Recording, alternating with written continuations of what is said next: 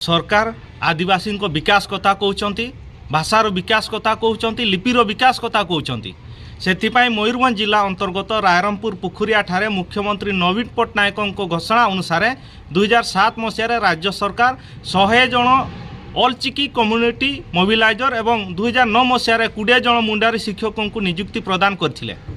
स्वल्प दरमा पाइबा सत्वे विद्यालय रे अन्यान्य शिक्षकों भली नियमित शिक्षादान करने संगे संगे सरकार निर्देशित अन्यान्य आनुषंगिक कार्य मध्य करि आछंती। किंतु दुख एवं परितापर विषय यही कि जे आज को दीर्घ 15 वर्ष बीती जाइथिले मध्य वर्तमान सुधा से माने मासिक 3200 टंका दरमा पाउछंती, जहाँकि दिन मजुरिया ठारू भी कम।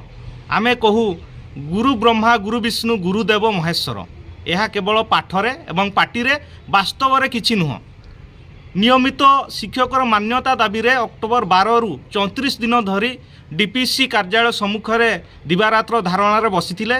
परे नवेम्बर 15 तारीख दिन पुखुरिया ग्रामरू नवीन निवास अभिमुखे पदयात्रा करी 28 दिन में भुवनेश्वर पहुँची एवं आज को 7 दिन है भुवनेश्वर पावर हाउस सम्मुख में दिवारात्र धारणा बसचंती।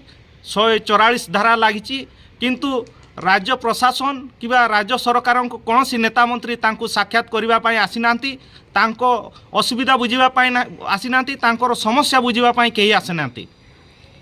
आदिवासी माने दिने आशा करथिले तांकर निजस्व लिपि एवं निजस्व भाषा रे शिक्षादान करिवे, किंतु परितापर विषय निजर लिपि तो दूर कथा निजस्व भाषा रे मध्य शिक्षादान वंचित होउछंती।